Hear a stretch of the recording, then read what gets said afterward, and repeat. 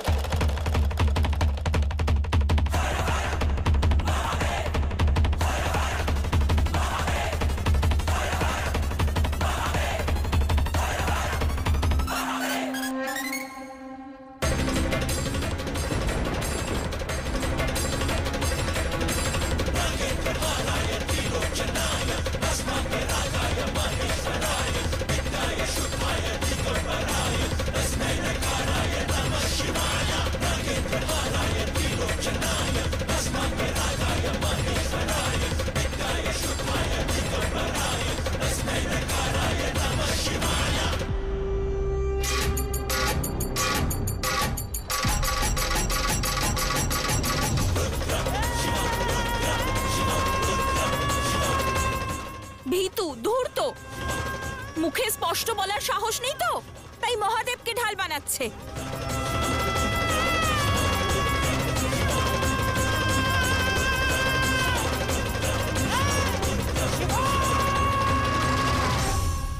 আর বলো, আমার কথা শুনে হাসছিলে কেন? যদি এরকম কথা বলো তাহলে যে কেউ হাসবে। কি এমন বলেছি আমি? কখনো প্রদীপের নিচে অন্ধকার দেখেছো? কথা ঘুরিও না, যা বলার স্পষ্ট বলো। তুমি সেই না যে নারী কল্যাণের বিষয়ে কথা বলে? আর তোমার গ্রামের নারীরাই শিব মন্দিরে প্রবেশ করতে পারে না কেন? আর এই সিদ্ধান্ত নিয়ে তোমার মনেও কোনো প্রশ্ন নেই। তুমি কোনো যুক্তিই দিচ্ছ না, কেবল মেনে নিয়েছো। এখন কোথায় গেল তোমার নারীর অধিকার? সেই জন্যই আমি হাসছিলাম।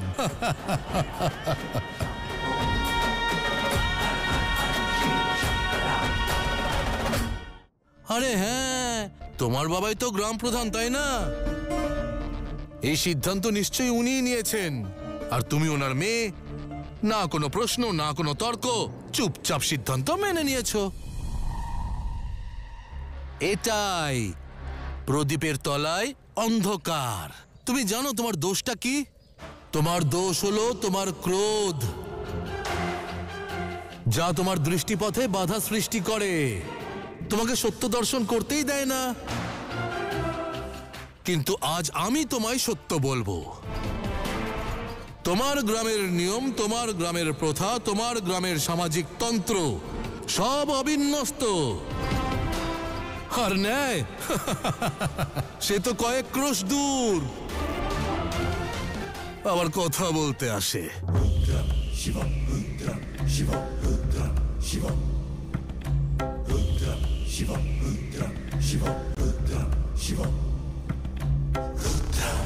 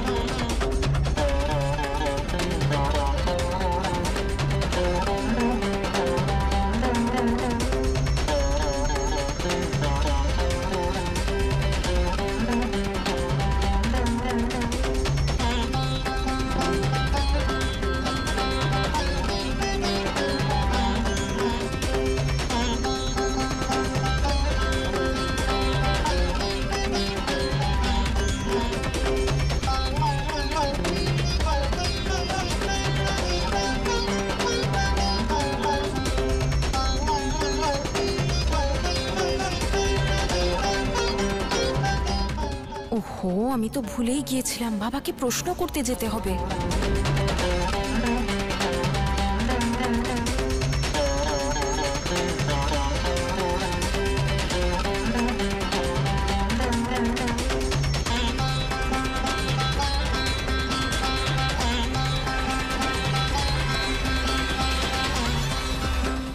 চলো আমার সঙ্গে।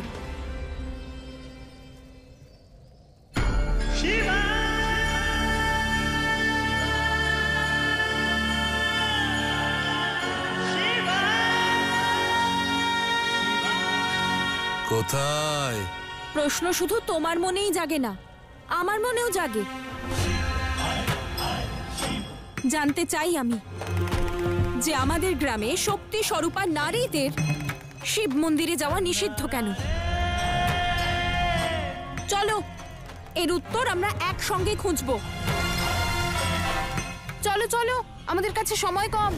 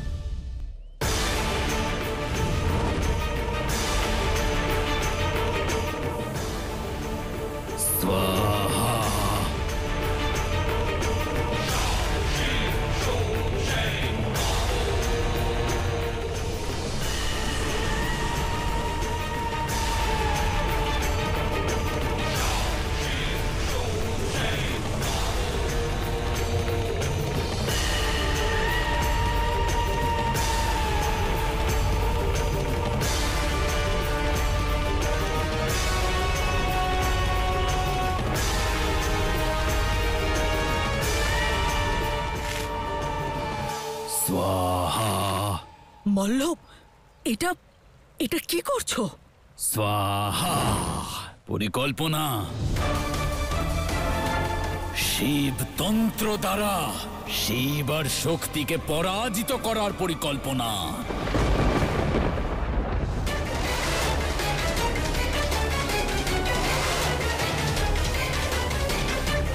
যতক্ষণ ওরা নিজেদের শক্তির ব্যাপারে অনভিজ্ঞ, ততক্ষণ এই সমস্ত কিছু আমার হাতের মুঠোয়। তাই আজ রাত্রের মধ্যে আমার আজ্ঞা যেন পালন হয়।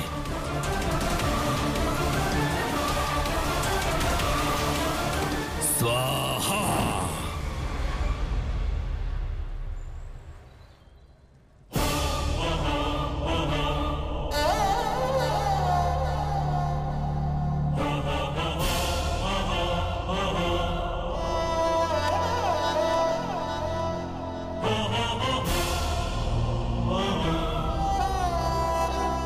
মার্তণ্ড মশাই এসেছেন, এবার সব ভালো হবে। আমাদের গ্রামের ভাগ্যই বদলে যাবে।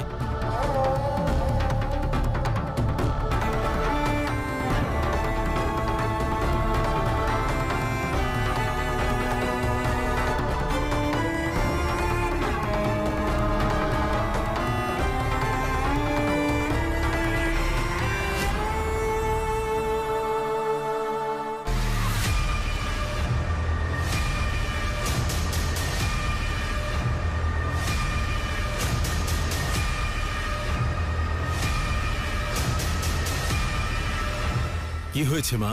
কিছু চাই? হ্যাঁ বাবা, উত্তর চাই আমার। কিসের উত্তর মহালসা? এই গ্রামের নারীদের শিব মন্দিরে যাওয়া নিষিদ্ধ কেন?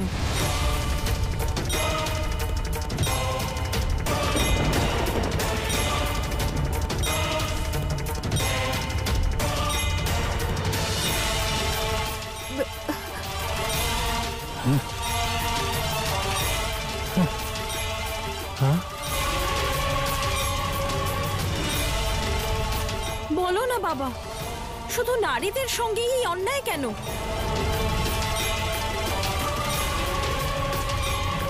কেন আমরা শিব মন্দিরে যেতে পারবো না? কেন আমাদের ওখানে প্রবেশ নিষিদ্ধ?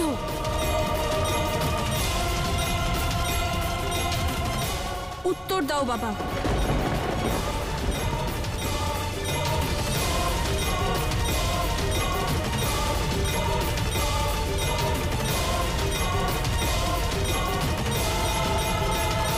মহালসা, এইসব কি কথা বলছিস তুই? ছাড় না। চল, আমি না তোর জন্য পায়েস বানিয়েছি, আয়। আমি চাই না খেতে পায়েস মা। মহালসা, তুমি বলো, তুমিও তো নারী, আর 40টি গ্রামের প্রধানের স্ত্রী। তাহলে তুমি কখনো কেন প্রশ্ন করনি? কেন জিজ্ঞেস করনি যে নারীদেরই ওই শিব মন্দিরে প্রবেশ নিষিদ্ধ কেন?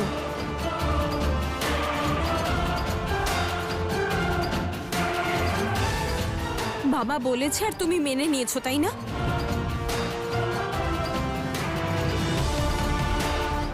মহাদেব যতটা পুরুষদের ততটা নারীদেরও। উনি তো স্বয়ং অর্ধনারীশ্বর, তাই না মা? তাহলে কেন কেন নারীদের ওখানে যাওয়া নিষেধ?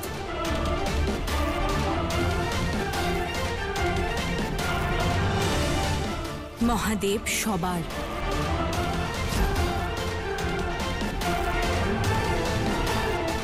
কি হলোটা কি?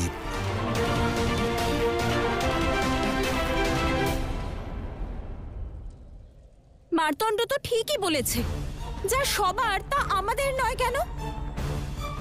এই গ্রামের নারী আর পুরুষরা সমানাধিকার কেন পায় না? কেন বানিয়েছো তুমি এই নিয়ম? কেন বাবা? কেন করেছো আমাদের শিবের থেকে পৃথক? কেন কেন কেন কেন? থামো!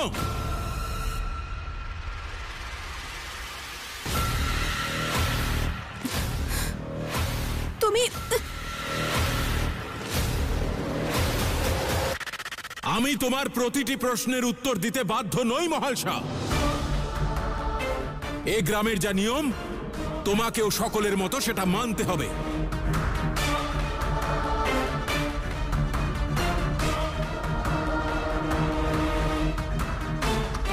এতক্ষণ সন্দেহ ছিল বাবা, কিন্তু এখন প্রমাণও হয়ে গেল যে এই সংসার শিবের হলেও এই গ্রাম শুধুই তোমার, পুরুষদের। আর এখানে নারীদের কর্তব্য শুধু মাথা নিচু করে তোমাদের আদেশ পালন করা। মহালসা,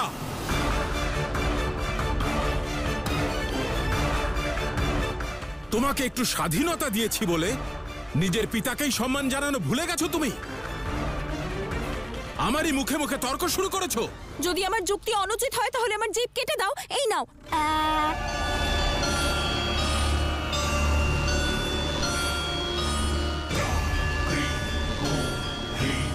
কেটে দাও।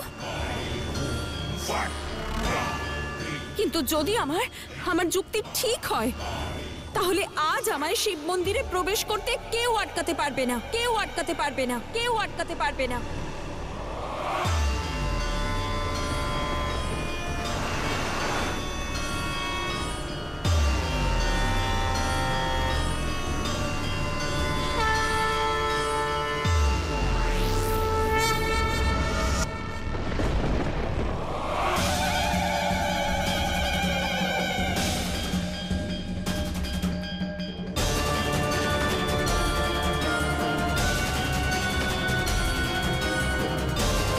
না মহালসা, দাঁড়াও, ঘোর সংকট এসে যাবে। হ্যাঁ মহালসা, এই অনর্থ করো না। না মহালসা, করো না এরকম, করো না। না মহালসা, করো না এরকম, করো না। মহালসা, হয়ে যাবে, এরকম করো না মহালসা। যেও না মহালসা, যেও না।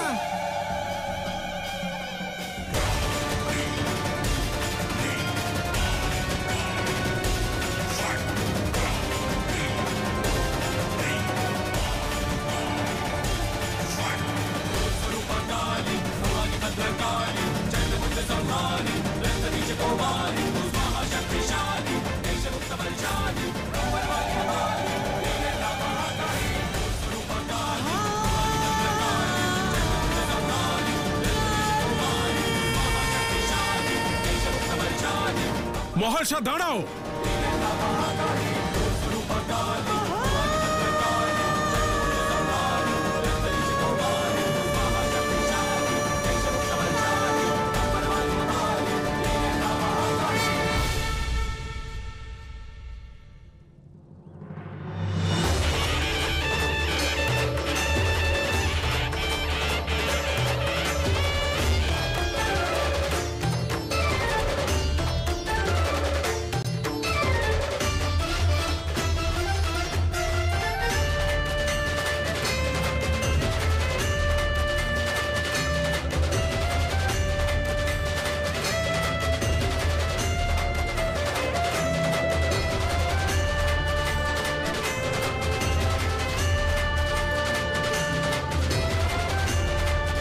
মহাশা দাঁড়াও মহাশা, যেও না, অনর্থ হয়ে যাবে মহাশা।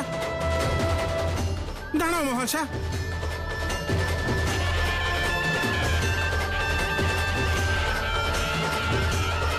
মহাশা দাঁড়াও মহাশা।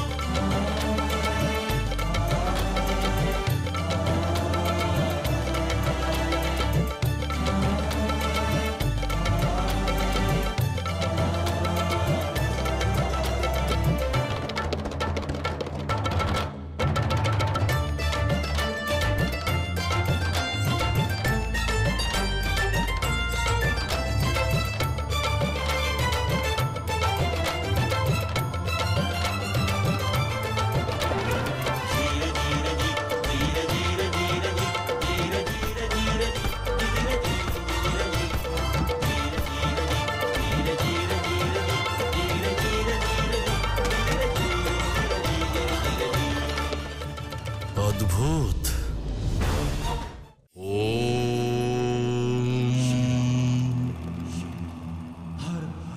কখনো একটি বীজ দেখেছেন? বীজ দেখতে ছোট হয়, কিন্তু যখন সেই ছোট একটি বীজে মাটি দেওয়া হয়, জল দেওয়া হয়, তখন সেই বীজ একটি বিশাল বৃক্ষে পরিণত হয়।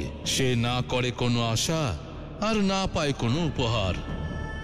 আপনার কর্ম ঠিক এরকমই হওয়া উচিত, শান্ত, নিষ্কাম আর নিরন্তর। সেই জন্য কর্মবীজকে বিচারের উন্নত মাটি, বিবেকের উচিত সার দিন, আর করে তুলুন তাকে একটি সুললিত বৃক্ষ।